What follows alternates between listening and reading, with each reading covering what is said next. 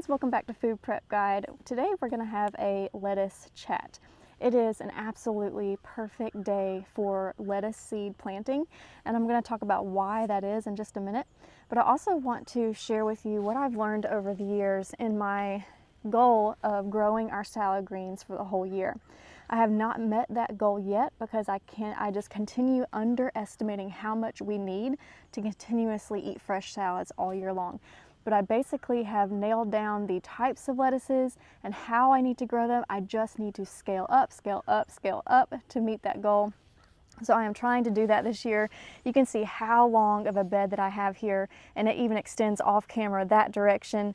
And I am hoping that this is about triple of what we grew last year, and I'm hoping that this is going to meet that goal. But I wanted to share with you all the different seed varieties, or of all the different seed varieties, which ones have I found to be the most heat tolerant, and just give you the most bang for your buck if you're trying to grow your own salad greens.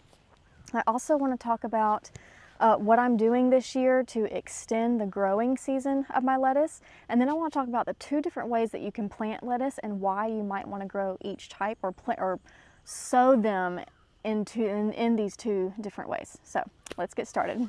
If you would like help planting a productive garden, scroll down to the description box of this video and click this link for a free garden printable. We calculated quantities for a year's supply of the most common garden vegetables and organized them into a neat chart to help you plan. We'll send it straight to your inbox. If you're new here, we invite you to subscribe and hit that notification bell so you don't miss any of our upcoming tutorials on gardening and food preservation, food storage, and more. First, let's talk about why today is such a wonderful day for starting lettuce seeds in particular. When we are gardening, it is really nice to let nature do some of the work for us. And when it comes to watering, we're thinking about rain. And when it comes to seed starting, I think a lot of people think about watering after the seed is in the ground, which is fantastic and ideal for most things. I have found that when it comes to lettuce seeds, it is not ideal. And the better way that I have found that works better for me at least is to water and soak the ground before putting the seeds in. And I think the reason why that is because lettuce seeds are so tiny that they just get scattered really easily. I mean, even just the light drizzle of a water hose can be enough to displace lettuce seeds. And if you're coming out here and watering every day, they're getting moved around and displaced every single day. It can be hard for those teeny tiny lettuce seeds to take root and grow. So I have started soaking my soil before planting lettuce seeds, and I haven't had any issues with my lettuce germination rates like I used to when I watered after planting. So we had a very heavy rain last night. It rained so much and for so long. So that is why today is a wonderful day. You can probably tell on the camera how wet this soil is. I mean, it is not soaking wet. There's no pooled water in here, which is fantastic. It means that this bed and this soil is draining properly the way that I want it to. I did have a little bit of a question in my mind because I did something different this year, and I laid down weed fabric underneath my raised bed, which I haven't done before this year, and I was second guessing myself. Is it going to cause that water to pool up and hold, and is it going to lead to root rot and all of these things? But I laid down this weed fabric right here, and I have watched it for several weeks to see, does it hold water badly, or does water just seep right through? And it seeps right through just as it should. So that has eased my concerns, and coming out here after that torrential downpour for several hours last night and seeing no standing water out on this weed fabric, and certainly no pooled water in this bed, has really makes me excited. So if you're going to be starting a new raised bed this year, you might want to consider putting down weed fabric underneath your raised bed before putting in your soil. I mean, this is going to be my first year doing that, so I can't tell you I have years of experience of that working, but I can tell you I do have years of experience of not putting down weed fabric and fighting the weeds every single season. And one of the benefits of doing raised beds is not having to fight weeds so much. But you would be amazed how quickly weeds come through even 6, 8, 10 inches of soil. You'd think it won't happen, but it does. So anyway, I'm excited to see that this is happening. So The soil is soaking wet. I don't have to bring my water hose out here and soak it. Perfect day to do some lettuce seeding, so that's what we're going to do today. So I have several varieties here, and these will be my best of the best of the best tried and true lettuce seeds that I have tried over the years. And I cannot tell you, I can't count because I haven't written them all down, but I can tell you it has been dozens and dozens of different lettuce varieties trying to find that perfect blend that will take me from early spring all the way through winter in my area, zone 7B, technically 8A now with the zone changes that happened last year. And this is what I have landed on. Now, of course, this is going to differ for different areas, but I'm going to talk to you about why I'm choosing this, and you can kind of decide, does it fit for your climate, your area, and that kind of thing. Okay, so first up is going to be Paris Island Typical Romaine. This is a very popular romaine variety. The reason why I really like this variety is because it doesn't seem to be what's the word? It doesn't seem to be damaged by pests as much as other romaine varieties that I have tried. And the main reason why I want to grow a romaine variety in my garden is because it seems to provide the most bulk when it comes to making salad greens. When I'm trying to grow a year's supply of salad greens, you know, I can't preserve it, so it has to be fresh. I can only, you know, pick it and eat it like within a couple days. And I have found that I need a mixture of really bulky roughage and then maybe add in some other things that are maybe a little bit more nutrient dense, maybe a little bit more variety in the vitamin and mineral content, maybe a smaller baby green or sprouts or something like that. But a tried and true romaine variety provides the bulk that I need to kind of stretch that lettuce bowl, if you will. And before I move on to the next one, I want to talk about the other bulky thing. And it's not lettuce, it's kale, but it's still in that greens family, still in that salad bowl type family. But I have been growing dwarf blue curled kale, excuse me. And I find that growing this, which I was growing this and harvesting it without bolting and without it turning bitter into August of last year. And just put that into perspective, we get up into the 95 to 100 degrees very frequently in August. Like the entire month of August can be in the 95 and above range the whole month. And it still did not go bitter on me. So this was this is just a way that I can plant alongside my lettuce so that I can bulk up my salad bowls and feed my family with it without having to worry about so much about bolting and bitterness. Because that's something with lettuce. It's not just bolting that we have to worry about in high heat temperatures. It's growing bitter. And in case I didn't mention it, and in case you don't know, lettuce is a cool weather crop. It's not something typically that you're going to be planting in June and July and August. So that's why I have this blue curled kale, because it can take me through June, July, and August. But I'm going to talk to you in just a minute about what I'm doing to still get those not heat-loving varieties still growing in June, July, and August in those hot weather months. So bulky salads, romaine, and kale.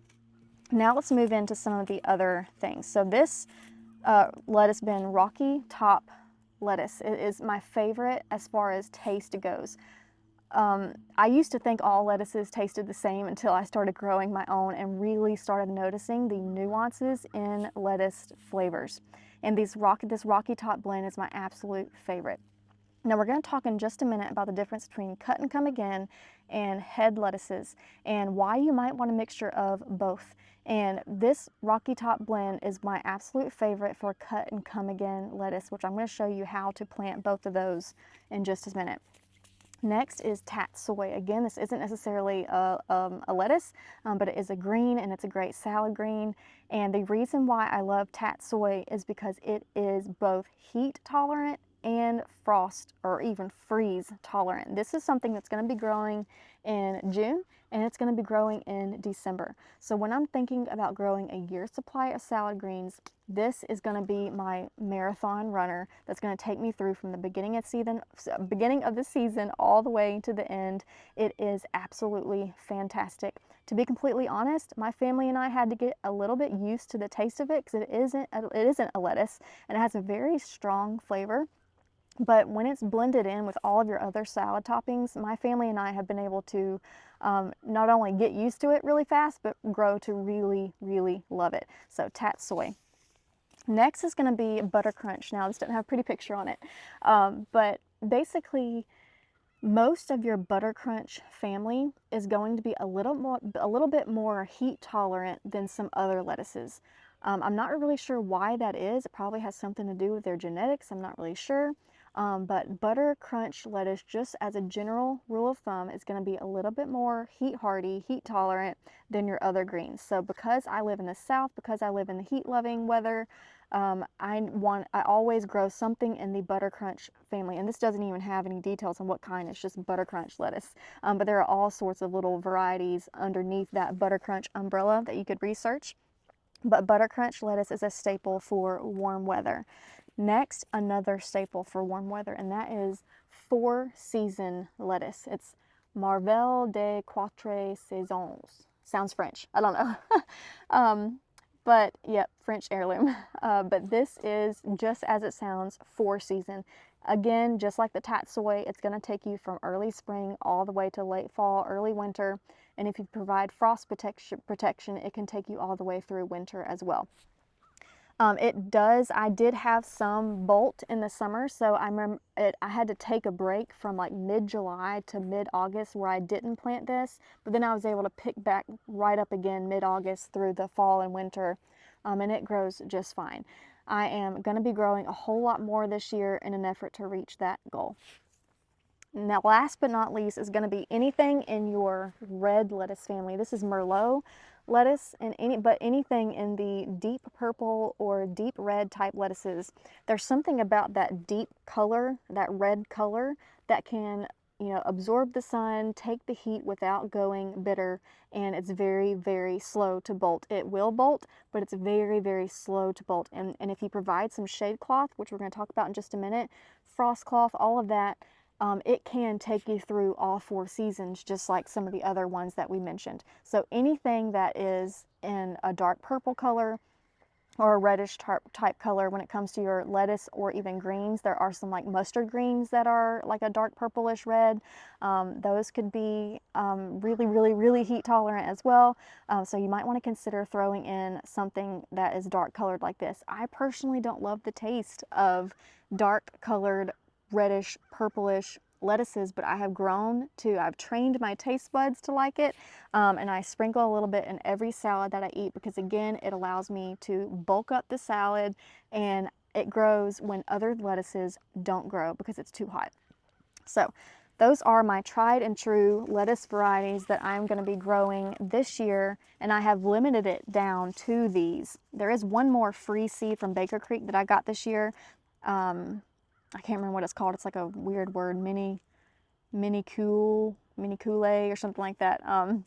But I haven't tried that yet, so I can't report on whether that's a good option or not. But I'm just going to be growing these, but in a much larger volume than I ever have before in that effort to get a year's supply of fresh salad greens. Okay, so now we know what types we're gonna grow, and I want to reposition the camera so that you can really see the soil area, and we're going to talk about planting, sowing, succession planting, and the differences between how you're going to sow for cut and come again lettuce and how you're going to sow if you're wanting that big head lettuce. Okay, so let's talk planting, but first let's talk succession planting. Succession planting means you're gonna not plant everything all at once. You have a sowing date on week 1, then you might have a sowing date on week 3, week 5, so forth.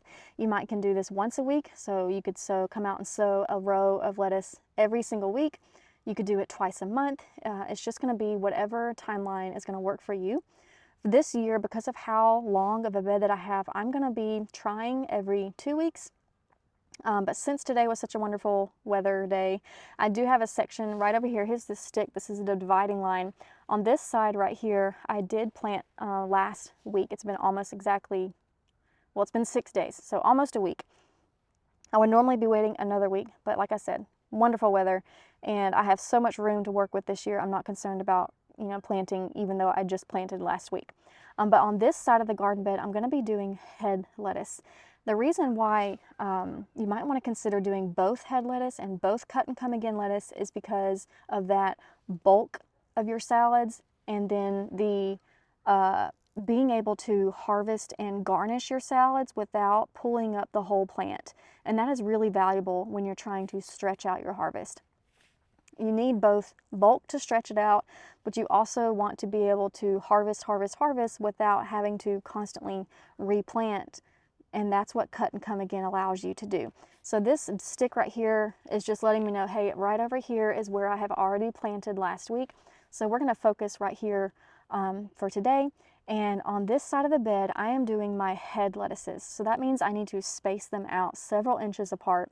And then I'll take you way down there in just a minute and I will show you the cut and come again spacing and how we're going to do that. So when it comes to planting lettuce seeds, let me figure out which ones I want to do as a head lettuce. Kale, we're not going to do that. We'll bring you down there and show you why we're not going to be doing that right here. Okay, we're just going to do some Paris Island romaine today because we definitely want that to be a head lettuce because it just gets really big, really bulky, and helps us stretch our salad greens. But because lettuce seeds are so itty bitty, we don't necessarily need to poke holes in the soil.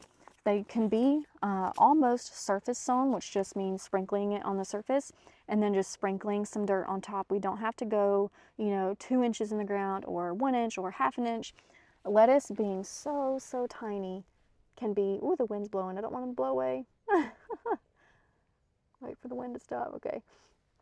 Because they're just so tiny, we can surface sow them. So I'm just going to take, I'm going to show you why do I have these pieces of rebar here, and I'm going to show you that in just a second. But for now, I'm just going to use it as my little tiny trench here. I'm not pressing down in the soil hard at all, because again, we do not want to go very deep at all with these lettuce seeds. So I'm just getting a very shallow trench here. And because I want these romaine seeds to form a head and grow to maturity, I am not going to sprinkle a full line like I would normally do. I'm going to be planting them about every 3 to 4 inches. I don't have a measuring, I'm not measuring here, I'm just eyeballing it. These are seeds that I have worked with before, and they have an almost 100% germination rate. That's why I'm not planting multiple seeds per area. But if you have some seeds that you're working with that might be old, or maybe it's a brand that you haven't used before, go ahead and put down 2 or 3 seeds. That way you can account for seeds that just don't germinate.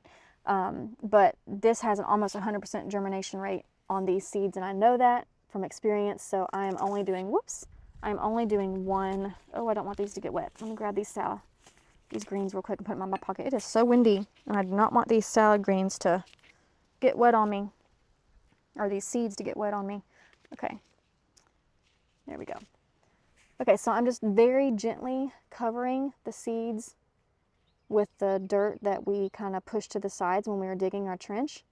This is basically surface sowing, where it's just tiny little sprinkle of soil on top. I'm not worrying about burying that seed, really just very carefully sprinkling dirt on top.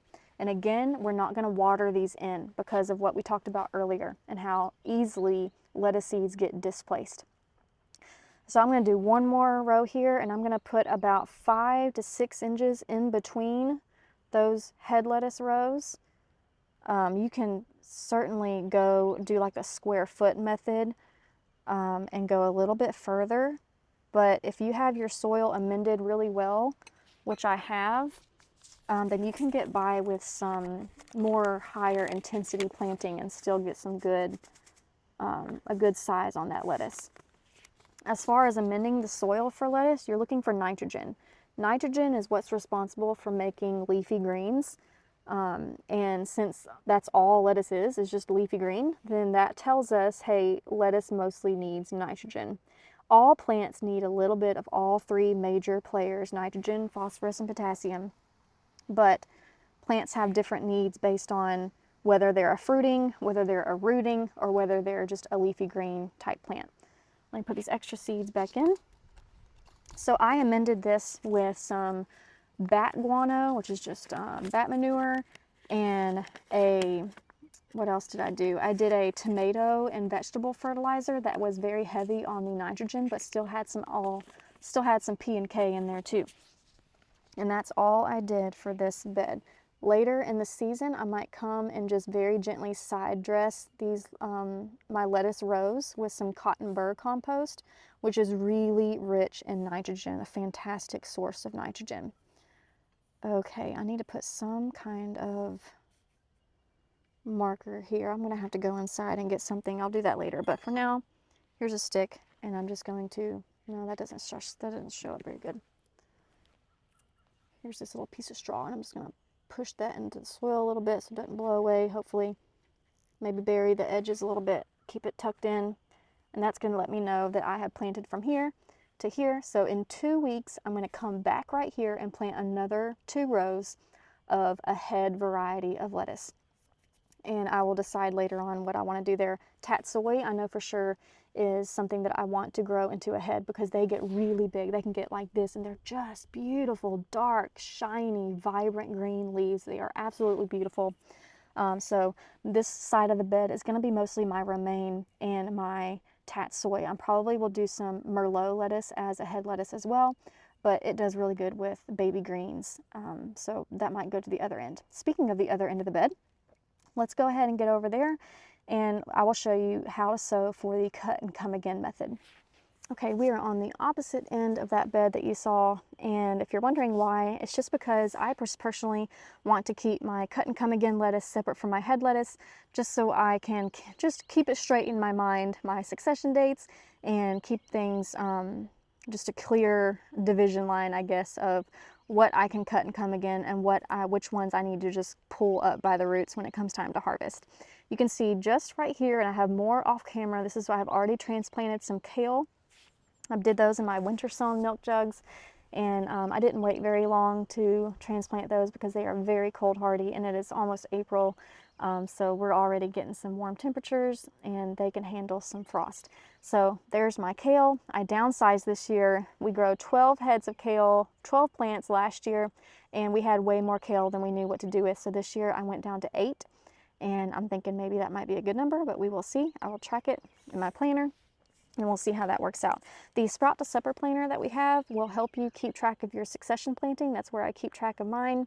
And also when your estimated harvest dates are and stuff like that, you can plug those numbers in and keep track of that. If you're interested in the Sprout to Supper planner, it will be linked in the description box below. Okay, so this is going to be our cut and come again. This is my, like I said, absolute favorite tasting Rocky Top lettuce, and it's one of my favorite for cut and come again. Forgot my little rebar thing, so I'm just going to get a stick here. And again, I'm going to do a trench. I'm going to give about a foot away from the kale because those are going to get pretty big. So I'm going to start my first cut and come again row down here. Again, very shallow trench, not going to go deep at all. And it's very similar except for the density of the amount of seeds that we'll place in, but as far as the depth of the row, or the depth of the trench, I'm not going deep at all. I'm also feeling like I just now hit that stick. I don't want anything, getting in the way of these seeds germinating, so I'm also feeling for any types of debris that might get in the way. Okay, so for cut and come again lettuce, you sow very densely. You can see how many seeds I have in my hand here. Oh, the wind again. See how many seeds I have, and I'm just going to sprinkle them very heavily all throughout this row. I'm not going to worry about spacing at all. Cut and come again is just the way it sounds. You can cut the tops of the lettuce for either that day's salad, or you can even cut enough for a whole week's salad. And it will grow again as long as you leave about maybe 1 inch to 2 inches of greenery on top of the soil. It will grow back just fine. I've got a lot of extra seed in my hands, so I'm going to go ahead and do a second trench over here. Another difference with cut and come again is that you don't need to space the trenches far apart at all. They are only going to be growing to about here. Can you see my hand? I don't know if you can see me. Yeah. So we're only going to be getting them maybe 7 to 8 inches tall before we start the harvesting process. So they don't need a whole lot of room to sprawl out. So I'm only going about 3 inches away from that trench to do my second trench of this cut and come again greens. Again, moving any debris out of the way that could jeopardize germination rates, and then sprinkling pretty heavily.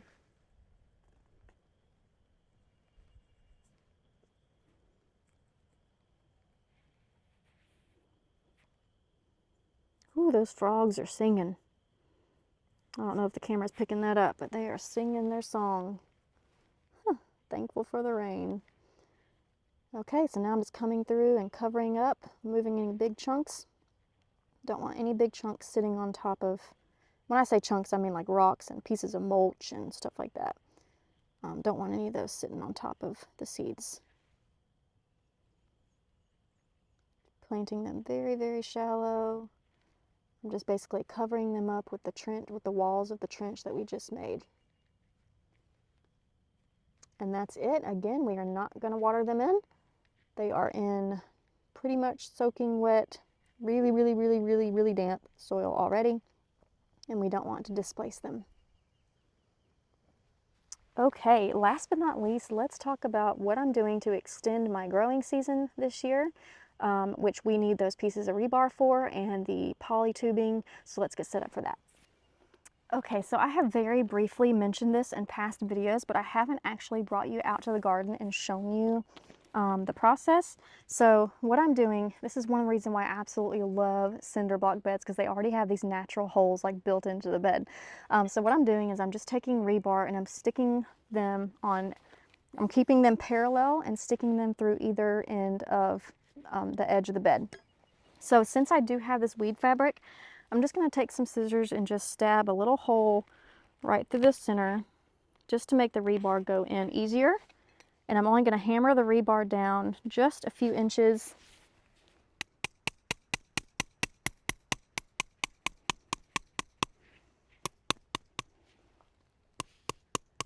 Okay, there's that one. I'll come over here and do the same thing to this one.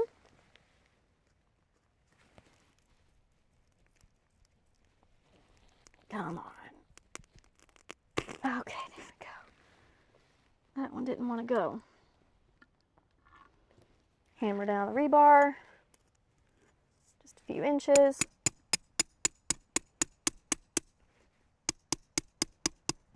Okay, so we can see we have the rebar parallel in the bed. So now we're just taking this poly tubing. This is basically irrigation tubing. It's what you would use if you were setting up a drip system in your garden. And we're just going to take the holes of the tubing and slide them right over that rebar. Y'all, this is such a frugal way to get some season extensions like frost cloth and shade cloth. But basically what we're doing is building a frame. As you can see, that's what we just did. We just built a frame. I've got these poly tubing all the way down flush with the ground, and you can see it creates this little hoop. Now it's not a very tall hoop, but this is, remember, this is only lettuce bed. So this might not work for something you know, larger, something that grows taller, but for a lettuce bed, this is a wonderful height. And what we are going to do basically is I'm going to repeat this process every 2 feet or so down the whole width of this bed, and every 2 feet we'll just have this little hoop frame here.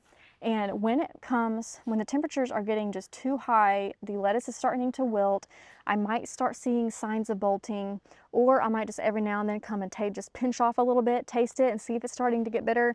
Those are my signals that it is too hot for that type of lettuce and I need to start providing some shade.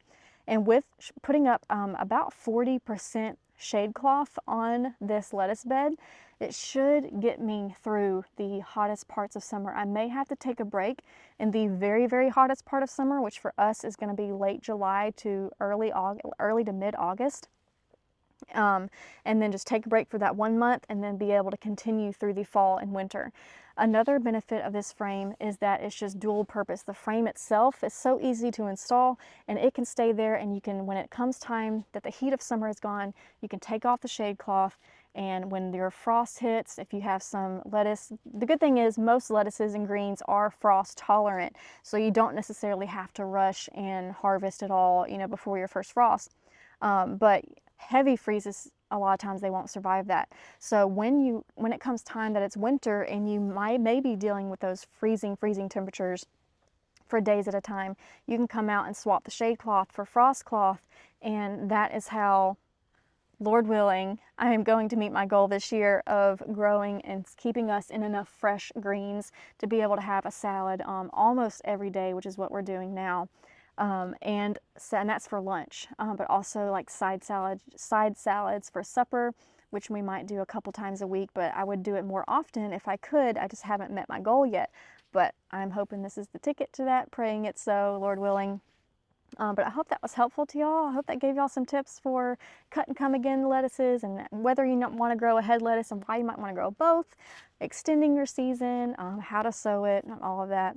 I hope that was helpful to y'all. I'm excited about what this lettuce bed means for our family this year. Lord willing, we'll see. Hope that was helpful to y'all. We'll see y'all next time. Bye.